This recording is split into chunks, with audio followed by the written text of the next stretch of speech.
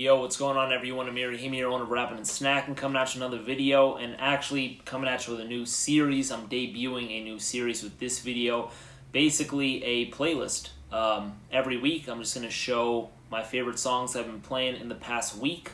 This particular video, it's going to be 5 tracks. Maybe it will be more, but I'll always do at least 5 tracks. It's going to be a weekly series, so you'll be seeing these every week. People ask me what songs I'm playing, what albums I'm playing, who I'm listening to. So figured I'm going to go ahead and drop a series like this. As always, please make sure to like the video. Please subscribe. Hit me up on Instagram because I post a lot of my collection on there and a lot of people have collection-related questions for me. So Rapping and Snacking is the Instagram page there. So first off, going to start off with my first pick. This is Das Effects. Actually, one of the reasons why this is one of my picks here for one of my most played songs of the week is because I recently did a video with Soren Baker of Unique Access Entertainment, and we have a great debater show on there, and we picked our top 3 songs from this album, and one of my picks today is They Want Effects. That's a song I've been bumping a lot.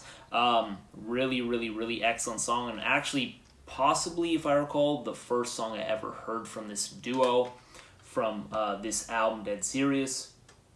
For those who don't know the song, I highly advise you to listen to They Want Effects. It is an incredible song. Crazy, Drazy, and Scoop, the 2 members of the group, really, I mean, their flow is great. Their influence is also great in hip-hop, and you can really tell from this song.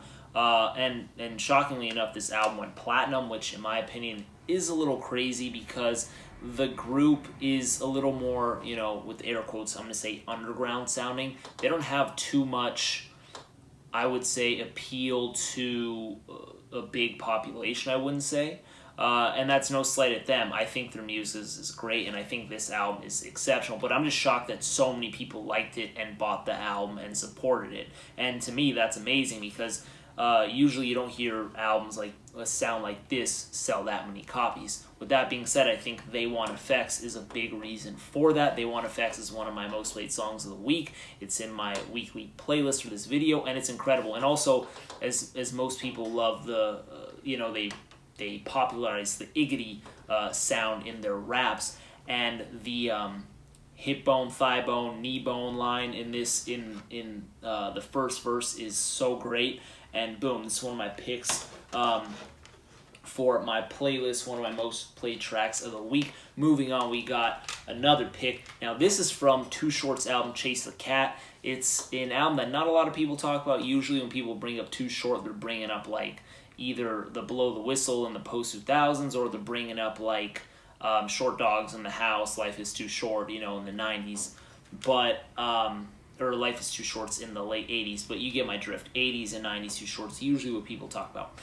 With that being said, I have been listening to some of this album, and I have been listening to the track I Love. I Love is a song featuring Trick Daddy, Daz Dillinger, and Scarface.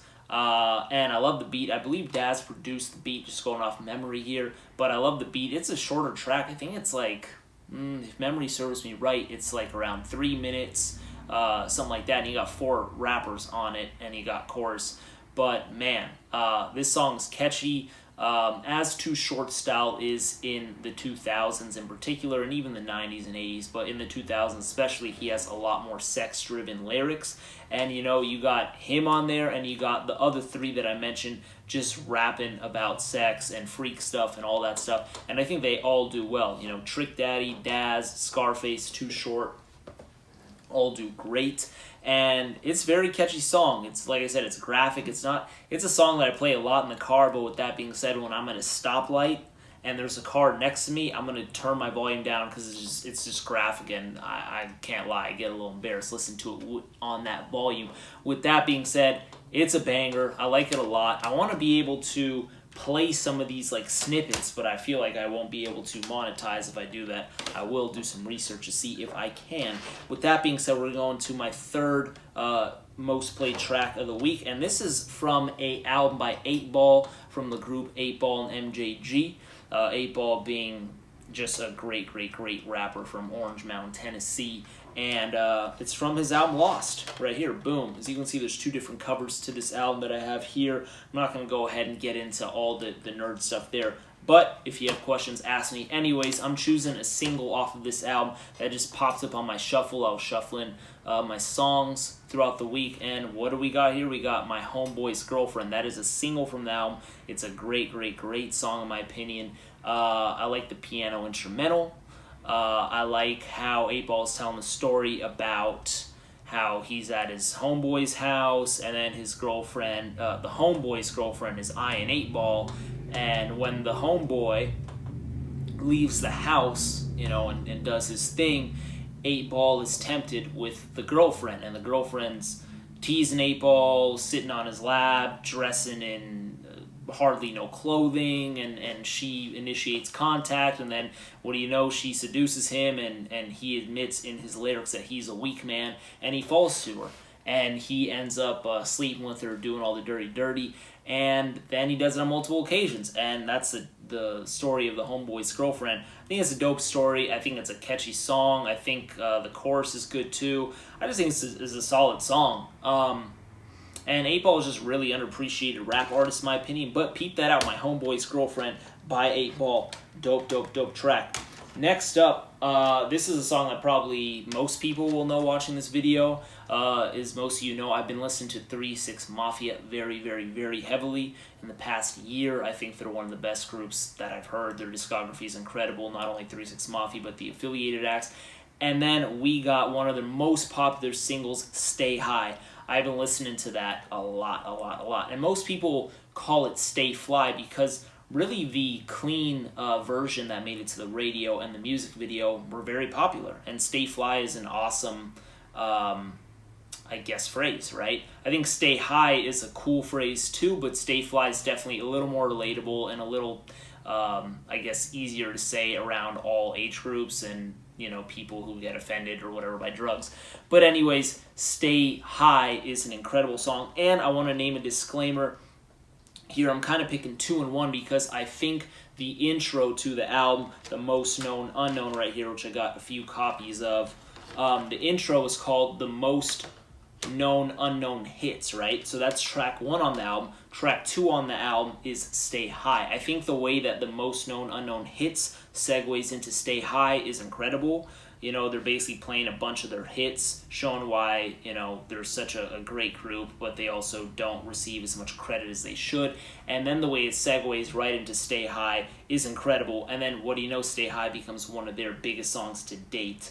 So, Stay High, I don't really have to talk too much about it. It's just phenomenal. Anyone who's listened to it probably plays it multiple times thereafter, and it probably becomes one of their favorite songs because it's just that incredible. But the beat is great. Juicy J, DJ Paul, Crunchy Black. You got the features, Young Buck. Oh, and also 8Ball and MJG are features on that. It's an incredible song, man. Stay High is my second most played song of the week. And then my number 1 most played song of the week on my playlist is from this album right here. It's from a very, very dope artist, very true to himself, very funny guy, and that would be Devin the Dude. And this is from his album, The Dude. He's sitting on the toilet, as you can see right there. Just a funny guy. And this is actually my favorite song on the album, and it is my most played song of the week, and that would be See What I Could Pull. Now, See What I Could Pull is, in my opinion, it's so catchy, bro. I think Devin produced it, and also Damo from Damo. But anyways, not Damo Genesis, if some of you people are thinking of that. But it was, Damo for Smokehouse Productions and Devin for Boo Boo Music, which is Devin the Dude. But anyways, See What I Can Pull, man. That beat is super chill. Devin the Dude, he raps on it, he sings on it, he's just very smooth as a rapper.